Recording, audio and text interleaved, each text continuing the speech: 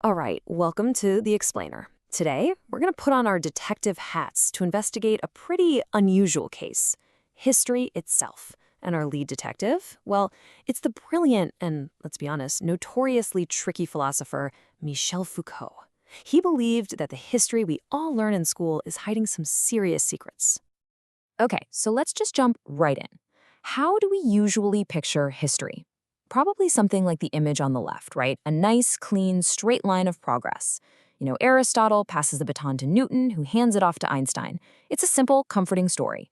But Foucault, he takes one look at that neat picture and basically says, nope, throw it out. He sees history as that tangled mess on the right, a chaotic but way more interesting web of accidents, sudden breaks, and connections you'd never expect. And look, we all know this smooth story. It's the grand narrative, where history unfolds like a movie with a perfect script, where every scene leads logically to the next. It's comforting, for sure. It makes for easy test questions. But Foucault's here to tell us that this cozy little story is, well, a beautiful lie. And he's here to blow the case wide open. So, Foucault's first move as our history detective is what he calls negative work. Think of it like a real detective showing up at a crime scene. Before you can even start looking for clues, you have to clear away all the junk, right? The red herrings, the things that just don't belong. For Foucault, these red herrings are all those comfy, cozy ideas about history that just get in the way of seeing what's really there. And he's got a whole lineup of usual suspects, these sneaky ideas we use all the time, often without even thinking about it, that create this false sense of order. So let's haul him into the interrogation room. First up in the lineup, we've got tradition. This guy's whole MO is to take something that's actually brand new, maybe even a little shocking, like a radical new style of art, and he just papers over it by saying, oh, but you can see the tradition of the old masters in this. It tries to tie everything back to some single, stable origin, and in doing so, it robs new things of their real disruptive power. Our next suspect is influence, and Foucault thinks this one is super shady. We say it all the time, oh, this artist was influenced by that one. But what does that actually mean? Foucault calls it magical because it's like waving a magic wand to create a connection out of thin air. It lets us avoid the hard detective work of finding real, solid proof of how two things are actually linked.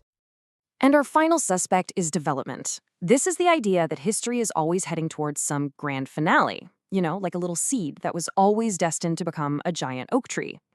It takes a bunch of random, scattered events and neatly packages them to say, see, it was all leading to this. It forces a neat purpose onto what might just be a series of chaotic accidents. So, here's the crucial point. Our detective isn't just arresting these guys and throwing away the key. No. He's just asking us to put them in a holding cell for a bit.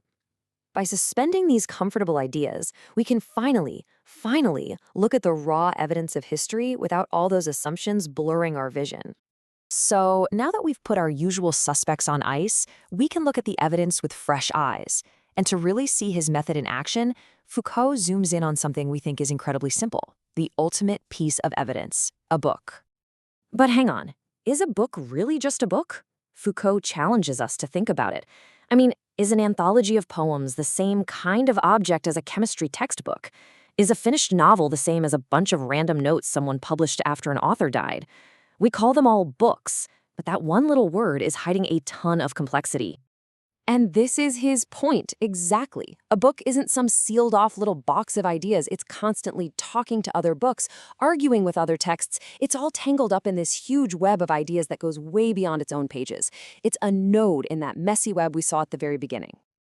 And hey, if a single book is this complicated, things get even crazier when we try to talk about an author's entire work, their whole oeuvre, to use the fancy French term. I mean, what do you even count as evidence when you're analyzing a whole career? Foucault uses the philosopher Nietzsche as the perfect case to just blow this whole idea apart. Okay, so we want to analyze Nietzsche's work. What do we include? His published books? Sure. What about his early essays? His private letters? What about the bizarre postcards he sent when he was losing his mind? And here it is, Foucault's killer question. What about his laundry list? I'm serious. Where do you draw the line?